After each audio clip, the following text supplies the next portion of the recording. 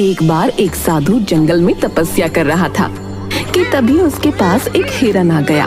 वो हिरन उसके चारों तरफ दौड़ने लगा और उसकी आहट से साधु की तपस्या भंग हो गई। साधु ने आंखें खोली। ओह, ये तो एक हिरण है। क्या तुम भूखे हो प्यारे हिरण? आओ मेरे पास, मैं तुम्हें कुछ खिलाता हूँ। हिरन साधु की तरफ बढ़ा और अचानक एक शेर में परिवर्तित हो गया। ये देखकर साधु बहुत डर गया और डरते डरते भगवान से प्रार्थना करने लगा। हे भगवान, ये क्या माया है? कहीं ये शेर मुझे, हे भगवान मेरी रक्षा करें, मुझे इस माया से बाहर निकालें। शेर ने साधु की तरफ छलांग लगाई।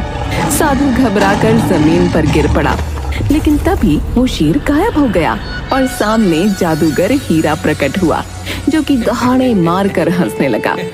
ये देख साधु को बहुत गुस्सा आया। क्या हुआ बाबा, डर गए? लोग तो आपको बड़ा महान समझते हैं, पर आप तो बड़े डरपोक निकले। एक मामूली शेर से डर गए आप। अच्छा जादूगर, तो ये तू कर रहा था?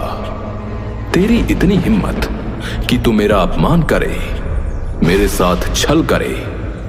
जा, मैं तुझे श्राप देता हूं कि तेरा परिवार तुझे भूल जाएगा।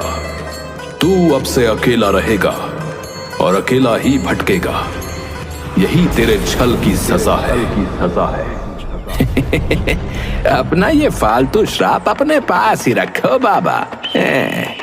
मैं किसी श्राप व्राप को नहीं मानता, और मेरा परिवार ऐसे कैसे मुझे भूल जाएगा। चलो मैं तो चला।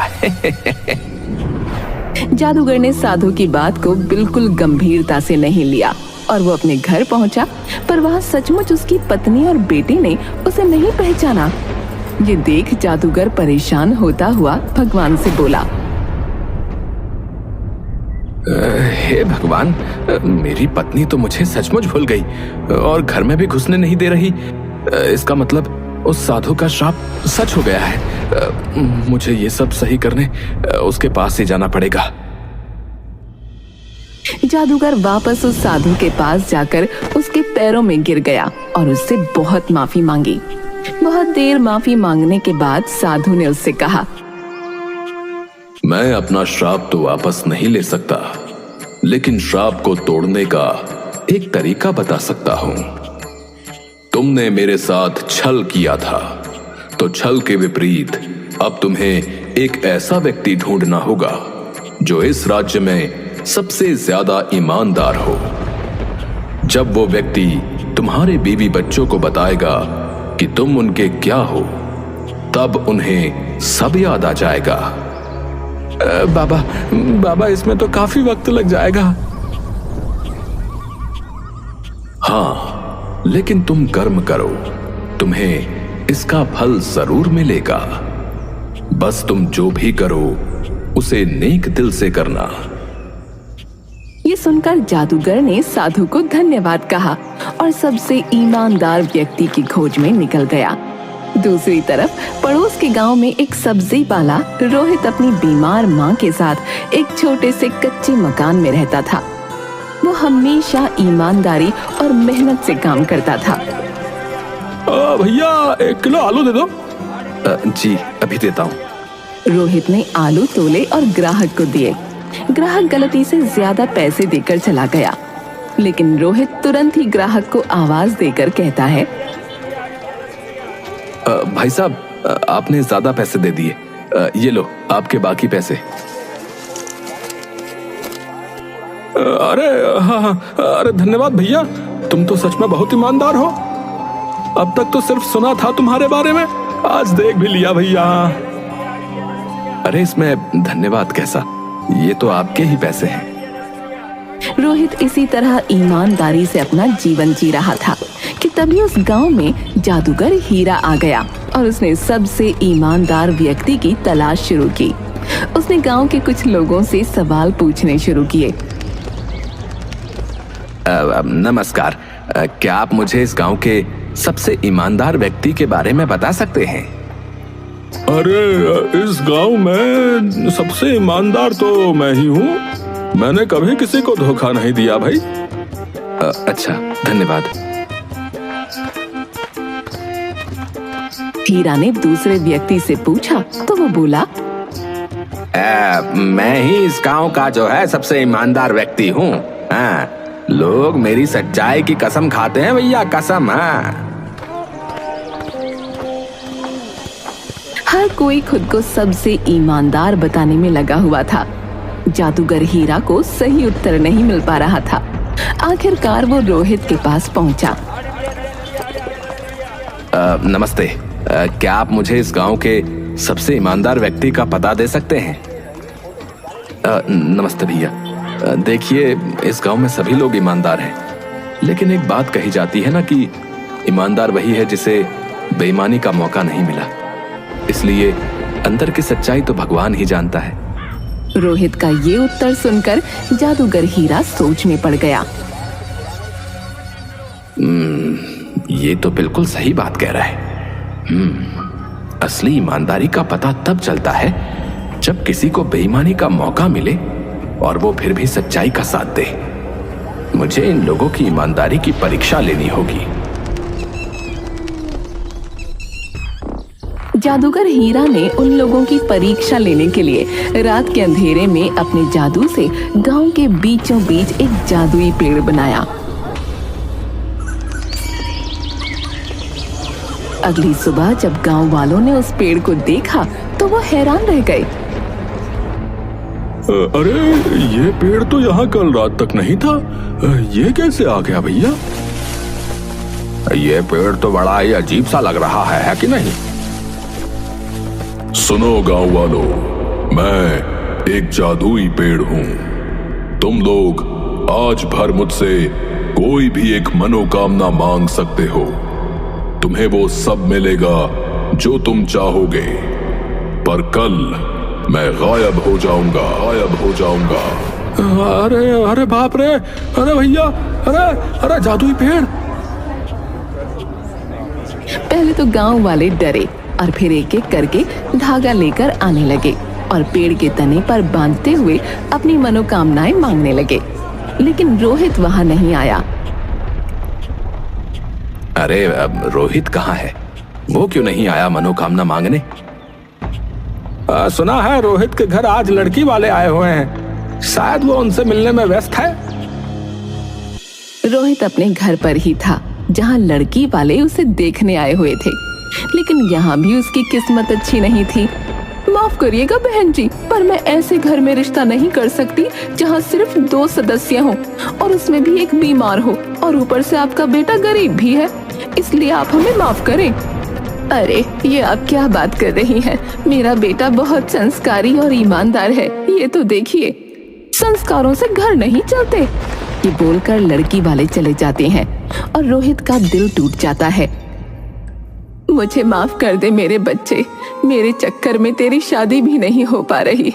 इससे अच्छा तो भगवान मुझे उठा ले। अरे माँ, कैसी बातें कर रही हो? शुभ शुभ बोलो। अरे रोहित, तुम्हारे जीवन में इतने कष्ट हैं तो तुम जादुई पेड़ पर मनोकामना मांगने क्यों नहीं गए? तुम कौन हो भैया? तुम्हारा शुभ चिंतक हूं। चलो चलकर मनोकामना मांगो।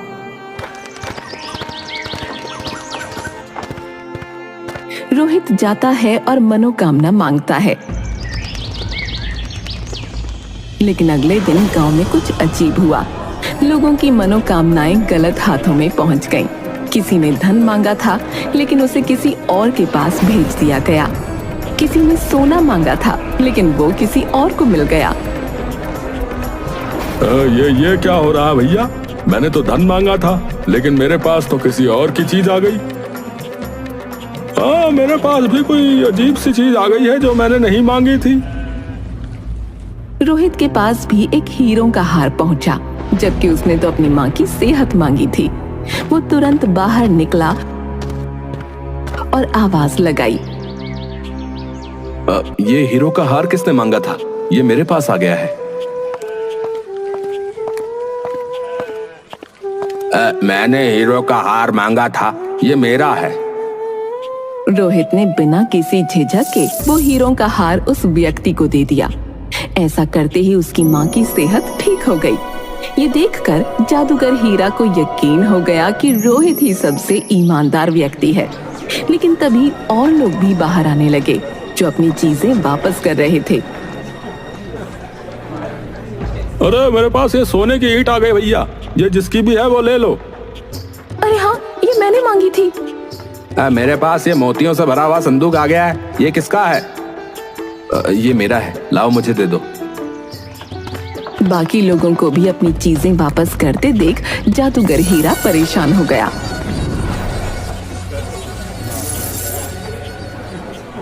हे भगवान, ये क्या चल रहा है? मुझे तो लगा था कि रोहित ही सबसे ईमानदार व्यक्ति है, पर यहाँ तो और लोग भी अपनी चीजें वापस कर रहे हैं। अब कैसे पता चलेगा कि सबसे ईमानदार कौन है?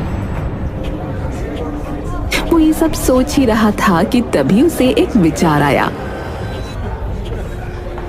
यहाँ पर शायद लोगों ने ईमानदारी इसलिए भी दिखाई क्योंकि ये बात पूरे गांव के सामने थी।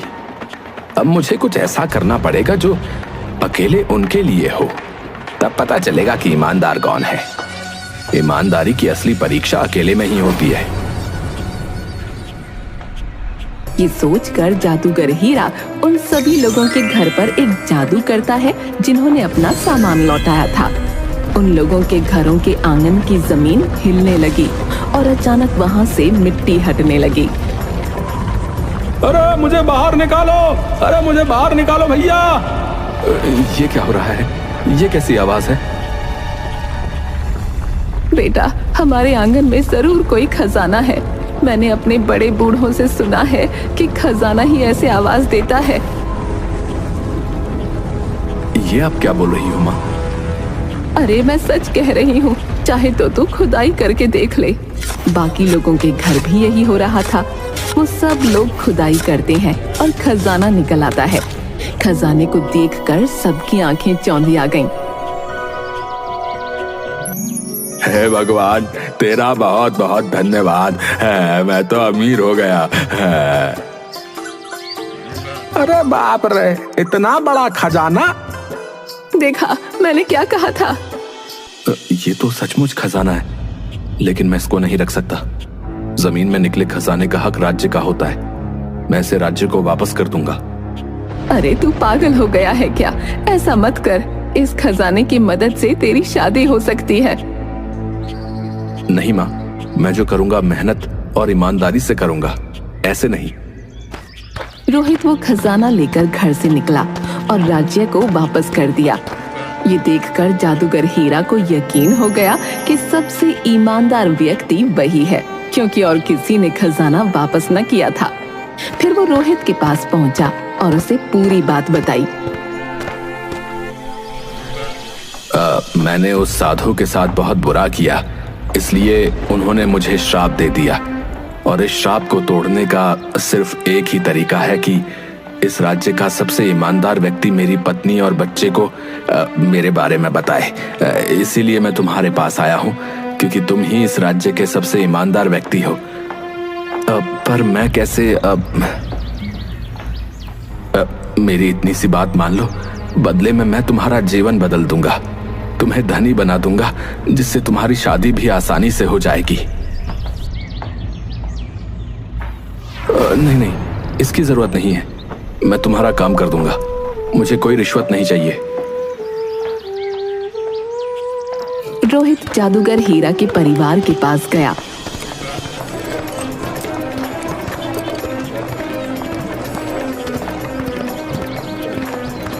और उन्हें सच्चाई बताई।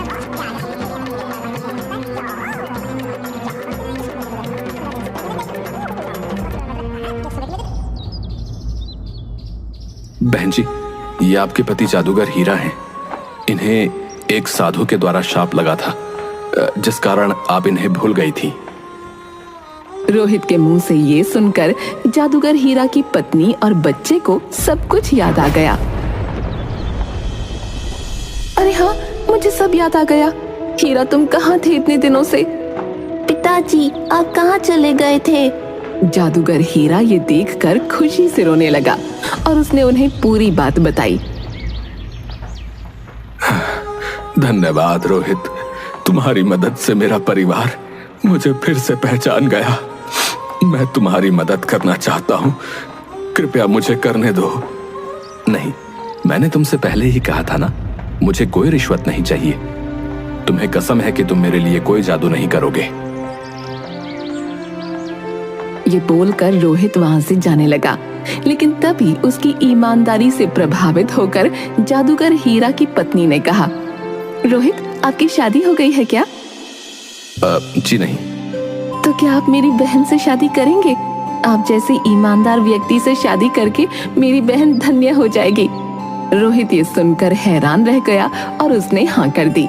और कुछ इस तरह रोहित की ईमानदारी ने उसे न सिर्फ गांव में सम्मान दिलाया, बल्कि एक अच्छा जीवन साथी भी। जादूगर हीरा और उसका परिवार भी फिर से खुशहाल जीवन जीने लगा और रोहित ने अपनी सच्चाई और मेहनत से एक नई शुरुआत की।